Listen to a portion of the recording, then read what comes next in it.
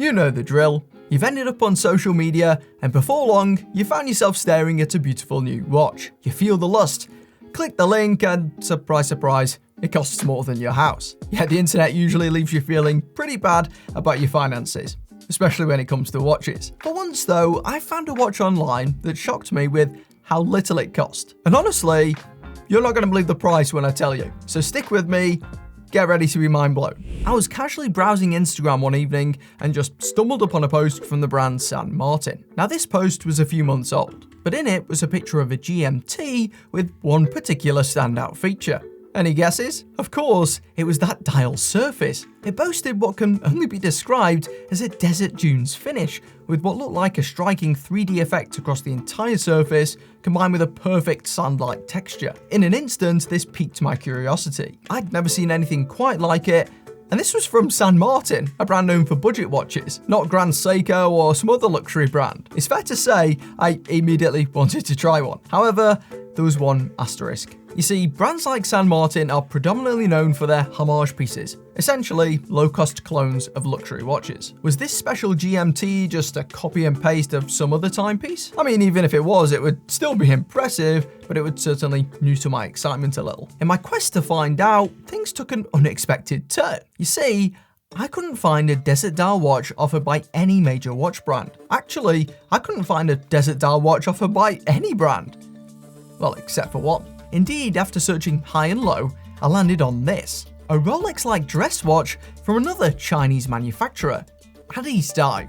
Now, Addiesdive is a company I've been aware of for some time. Like San Martin, they're mainly known for making homage watches, and I've seen them floating around on Amazon and AliExpress numerous times. You guys have also commented about them before, but I've never tried them, because clone watches, they aren't really my thing. Nevertheless, this model was too intriguing to ignore, perhaps even more than the San Martin. The reason? Well, by some miracle, it was priced far lower than the already insanely cheap San Martin that I'd spotted on Instagram. Now I'll reveal exactly how much I paid later in the video, but let's just say it was so cheap I bought all three colours and had enough change left over to splash on another model with a similarly funky dial. By the way, I'll also look at the San Martin later in the video too to see how that dial compares. So what is this bargain bucket watch? Well, it's the Addiesdive AD2030. It comes in three colours, as you can see here, all of which ship with the desert dial. I purchased mine off AliExpress and I'll affiliate link them in the video description. It's also available directly through the Addiesdive website,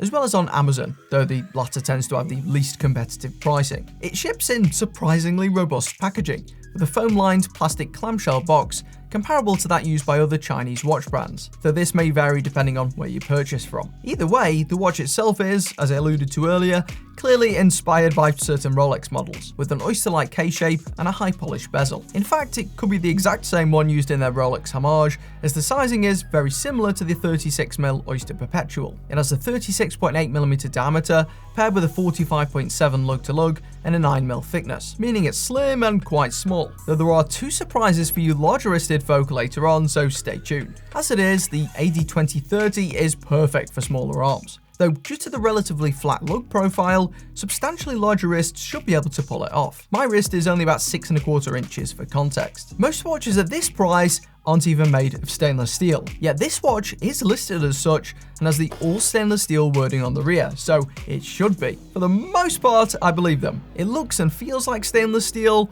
with a level of polishing and brushing that isn't usually possible with lesser materials. The thing is, you never can be quite sure with these Chinese homage brands, especially the lowest priced ones, some of whom have been known to lie about materials in the past. So I decided to whip out my scratch test kit to quash any doubts, and yeah, it started lightly scratching at about level 5, which is in line with the other 3 stainless steel watches I tried in my scratch test video. Chances are, it is some sort of stainless steel. Some sites list this Addiesdive as 316L, but even if it's the inferior 304 steel, it's still great for the money at a price where most watches use chromed brass. Overall, the finishing looks great for the money, comparable to watches at double or perhaps triple the cost. There's nothing super unique going on, as it's the same layout as most Rolex Oyster clones, with a brushed upper and polished flanks. On the back is a screwed rear, and the crown is screwed down too, combining for an advertised 100 meters of water resistance, which again is decent for a watch of this style. Another absurd feature is the bracelet. The big brands really should be ashamed, as this watch,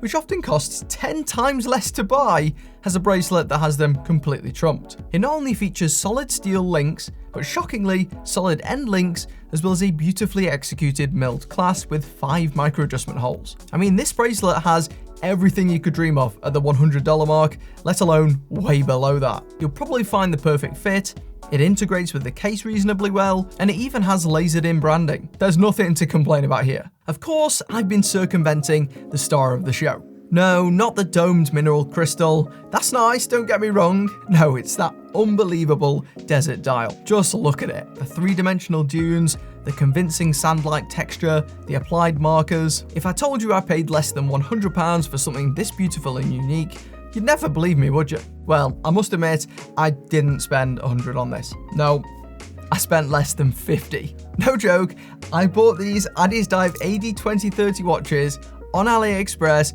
for £42 each. £42. And somehow I've seen them going even cheaper. Recently they were selling for £34. I don't think I've seen such a ridiculous deal in 5 years of reviewing watches. This has to be the most complex dial I've come across by far in this price bracket. If you'd heard a watch had a desert dune dial, you'd automatically assume it was the latest experimental Grand Seiko or something, but no, it's the dirt cheap Addiesdive instead. Of course, this isn't done as well as some of those luxury pieces. The main downsides are mainly to do with the way the text is used. First of all, it isn't particularly readable, as each letter features a transparent stroke around it. Then there's the wording itself. Addiesdive, for one, is a pretty strange brand name, while the lower wording Deep Sea Hunter, all presented as one word, and that diver-inspired logo, they're just completely out of place on this dressier design. If I were Addiesdive, I'd just straight up create a sub-brand for these non-diver watches. Despite all this, it's comfortably the most luxury-looking cheap watch I've seen in a long time. If I'd never heard of Addiesdive,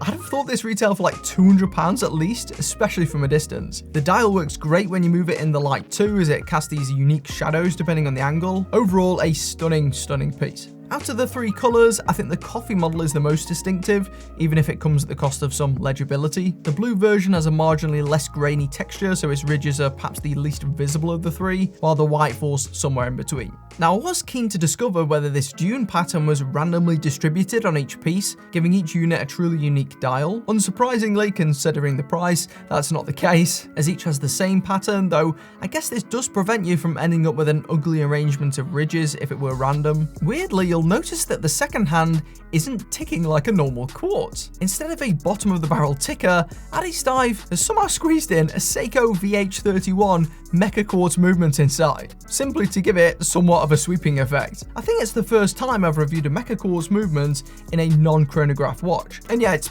£42, what can I say? Maybe less. Somehow though, the madness doesn't end there. I said earlier that I bought another watch because I had some money left over. That was this, the AD2118, and it's arguably even more like a Grand Seiko, specifically the spring drive Omi Watari. That model is most popular in a light blue color, so out of curiosity, I went with the light blue version of this Addiesdive. That was a mistake for reasons I'll get onto in a moment, but for now, let's discuss the specs because they are mighty. Again, you have the stainless steel case, but in addition, you get the step up to domed sapphire crystal for unparalleled scratch resistance, as well as an automatic movement under the hood. This one is the widely used Seiko NH35, which is a solid workhorse choice that's equivalent to the movement used in some much more expensive Seiko watches. The only downside of this is that it does result in a thicker watch, and Addiesdive, they haven't really made much of an effort to keep the package slim, resulting in a substantial 14mm girth when including the raised crystal. It's similarly styled to the AD2030, but has a 38.6mm case width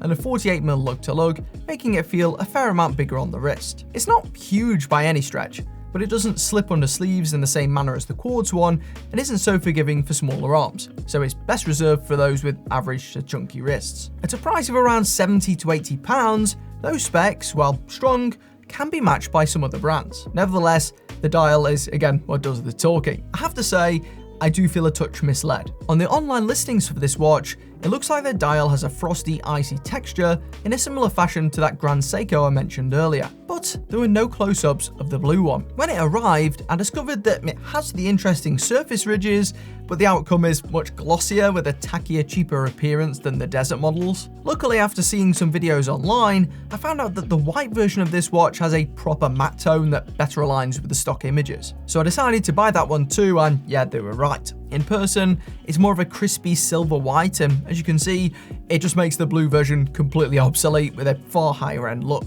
My only gripe with the AD2118, aside from the dodgy brand name of course, was a quality control issue with one of the bracelets, where loose tolerances meant that the bracelet links collided with the lugs. The rest was constructed nicely, and the other unit was fine, but I anticipate potentially needing a leather band instead. Okay, so these Addiesdive watches, they seem completely overpowered for the money. A 50 quid belter and a chunkier 70 something quid monster. Surely San Martin can't beat that, right? Well, I asked them to send me their desert dial watch to compare, and they delivered the goods, both figuratively and literally. Meet the SN0129. This is the first desert dial watch I mentioned at the start, and holy smokes, this one is a doozy. Now this watch typically retails for around 4 times the price of the dirt cheap Addiesdives. And with watches in general, the law of diminishing returns is a thing. However, this model, it almost breaks that rule. Now, as I mentioned earlier, San Martin is also one of those homage brands that makes copies of famous watch designs. However, following years of customer and reviewer requests, they've started branching out with some more original projects. I've reviewed maybe 5 or 6 San Martin watches to date,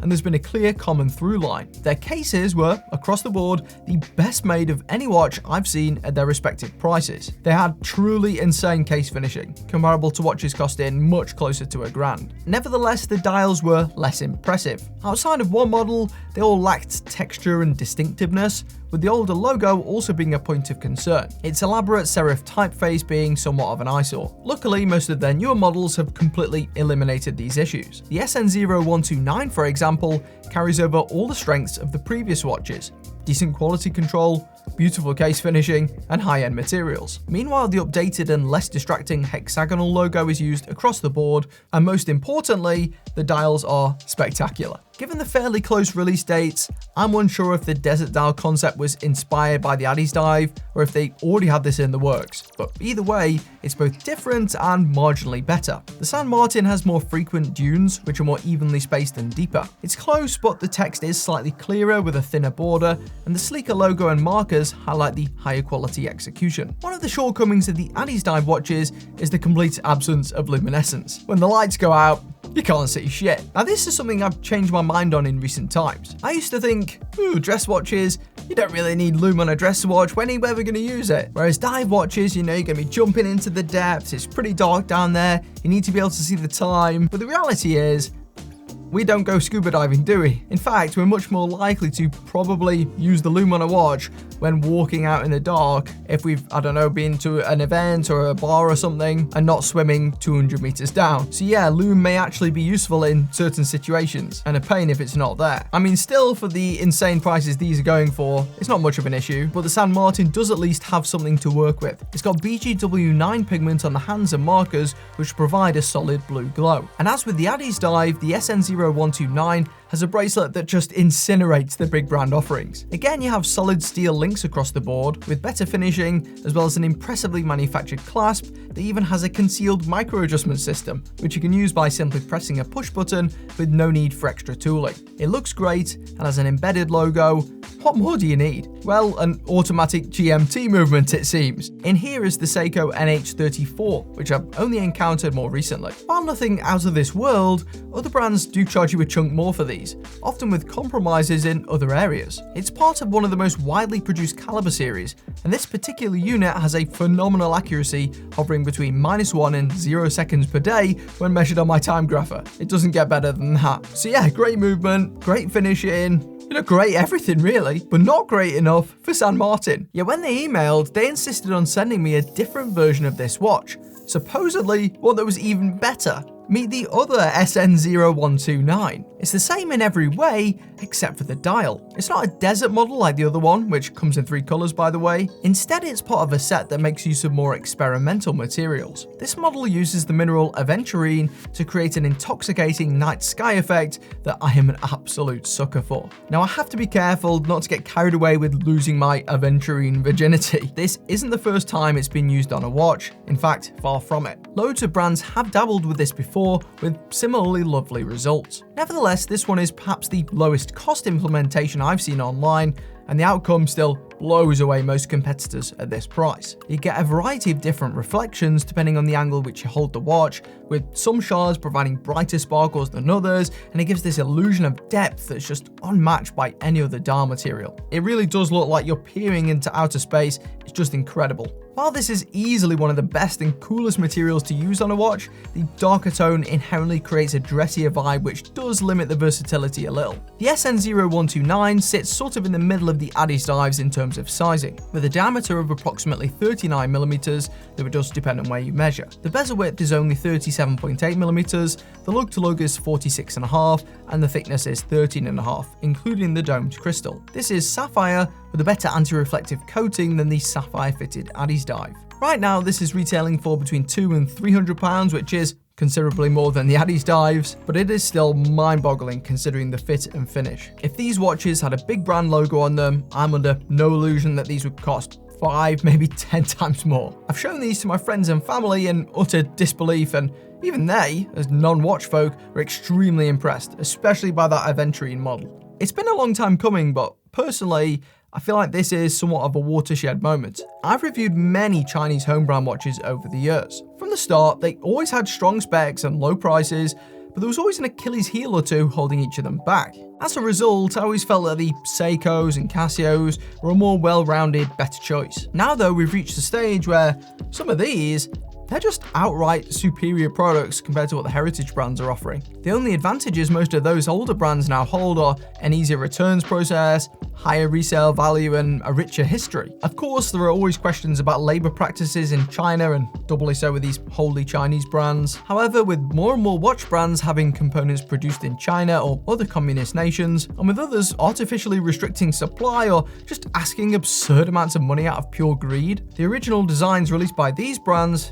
are becoming harder and harder to ignore. I'll affiliate link all of these watches in the video description. If you've not tried any of these brands before, I'd highly recommend it. I think you'll be shocked by just how good they are now. And before you go, check out the video on screen now where I went and reviewed San Martin's first attempt at this original watchmaking thing. They've come a long way already, it's fair to say.